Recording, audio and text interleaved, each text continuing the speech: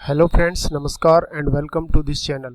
दोस्तों, आज के इस वीडियो में आइए जानते हैं कि LIC आनंदा 2.0 या वन मैन ऑफिस भी कह सकते हैं, उससे आप किस प्रकार से कुछ ही मिनटों में बड़ी आसानी से नई पॉलिसी जारी कर सकते हैं, या अगर आप एक कस्टमर हैं तो अपने लिए इस बटन पर क्लिक करके एक पॉलिसी खरीद सकते हैं इस प्लेटफॉर्म से।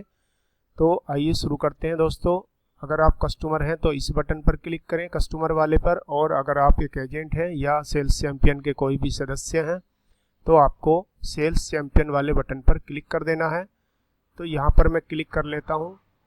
क्लिक करने के बाद आपको अपना यूज़र आईडी, पासवर्ड या OTP जो भी सुटेबल है उससे लॉगिन कर लेंगे। लॉगिन करने के बाद आपके सामने LIC Ananda one man office का ये पोर्टल ओपन हो जाएगा, और ये ओपन होने के बाद आपको जाना है लेफ़्ट साइड में जहाँ पर ये लिखा हुआ है आनंदा। आनंदा पर क्लिक करने के बाद आपको नीचे ड्रॉप डाउन मेनू में ये कुछ चीज़ें मिल जाएंगी। यहाँ पर आपको क्लिक करना है प्लान्स पर। प्लान्स पर क्लिक करने के बाद आपके सामने सभी प्लान्स ओपन हो जाएंगे, और सभी प्लान्स के लेफ़्ट अपर कॉर्नर पर ये बटन दिए हुए हैं, इस पर क्लिक कर लेंगे जिस प्लान को भी हमें देना है या अपने लिए खरीदना है।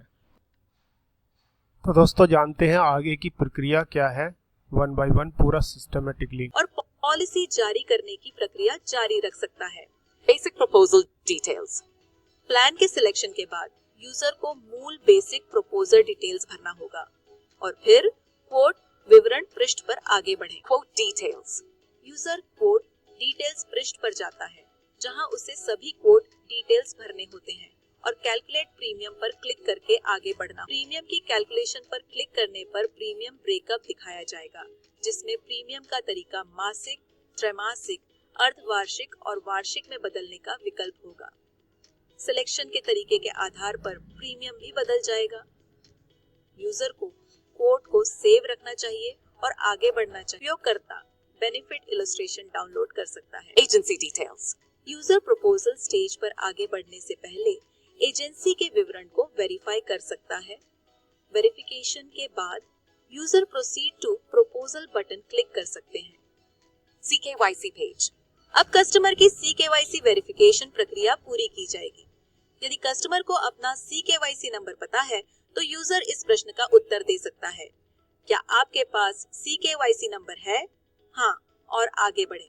यदि कस्टमर के पास CKYC नंबर नहीं है तो यूजर यह उत्तर दे सकता है कि क्या आपके पास CKYC नंबर है? नहीं, और पैन या आधार नंबर का उपयोग करके सत्यापन प्रदान करके आगे बढ़ सकता है। पैन और जन्म तिथि दर्ज करने के बाद यूजर फेच डिटेल्स पर क्लिक कर सकता है। कस्टमर के मोबाइल नंबर और ईमेल पर एक OTP भेजा जाएगा, जो CKYC रिकॉर्ड में मौजूद होगा। OTP के वेरिफिकेशन पर कस्टमर का CKYC विवरण प्रदर्शित किया जाता है। यदि कस्टमर CKYC विवरण से संतुष्ट है तो वे यस पर क्लिक करके आगे बढ़ सकते हैं। यदि कस्टमर CKYC विवरण से संतुष्ट नहीं है तो वे नहीं पर क्लिक करके CKYC को छोड़ सकते हैं और आधार आधारित eKYC के साथ आगे बढ़ सकते हैं। CKYC विवरण प्रस्ताव रिकॉर्ड में स्वतः भर दिए जाएंगे। यदि CKYC विवरण प्राप्त नहीं होता है या कस्टमर के लिए CKYC रिकॉर्ड मौजूद नहीं है तो मॉड्यूल आधार आधारित eKYC के साथ आगे बढ़ेगा। 12 वर्ष तक की एज वाले माइनर्स के लिए CKYC या eKYC वैकल्पिक है, और यूजर अगले चरण के लिए आगे बढ़े पर क्लिक कर सकता है। यदि माइनर के पास आधार या CKYC नहीं है तो KYC के लिए निम्नलिखित दस्तावेज अपलोड करने होंगे। माइनर की हाल की तस्वीर। यदि माइनर की एज 5 वर्ष से कम है तो नगर पालिका का जन्म प्रमाण पत्र। यदि माइनर की एज 5 वर्ष या उससे अधिक है तो जन्म तिथि सहित स्कूल प्रमाण पत्र। डॉक्यूमेंट्स को डॉक्यूमेंट्स अपलोड अनुभाग में अपलोड करना होगा। Proposal filling page. उपयोगकर्ता प्रस्ताव प्रपत्र में विवरण दर्ज करना शुरू कर सकता है। लाल सितारा या तारांकन चिन्ह से चिन्हित सभी अनिवार्य फील्ड या प्रश्नों को भरना अनिवार्य है। यदि उपयोगकर्ता किसी भी अनिवार्य फील्ड को भरना भूल जाता है तो मॉड्यूल आगे बढ़ने की अनुमति नहीं देगा। यदि बीमित व्यक्ति और प्रस्तावक अलग अलग व्यक्ति हो तो दोनों के लिए प्रस्ताव विवरण भरना होगा। उपयोगकर्ता को प्रश्नावली के प्रत्येक सेट पर क्लिक करना होगा और विवरण भरना होगा। प्रत्येक प्रश्नावली पर एक टिक मार्क दिखाई देगा जो पुष्टि करेगा कि प्रश्नावली भर दी गई है। उपयोगकर्ता प्रत्येक प्रश्नावली भरने के बाद ही आगे बढ़ सकता है। नॉमिनी डिटेल्स पेज भाग में जोड़ना होगा। नामांकित व्यक्ति का विवरण जोड़ने के बाद उपयोगकर्ता को प्रस्ताव को सहेजना चाहिए और फिर आगे बढ़े पर क्लिक करना चाहिए।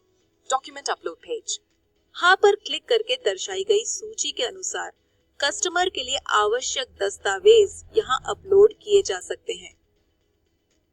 यदि नो पर क्लिक किया जाता है तो कस्टमर को कस्टमर वेरिफिकेशन के समय दस्तावेज अपलोड करने होंगे।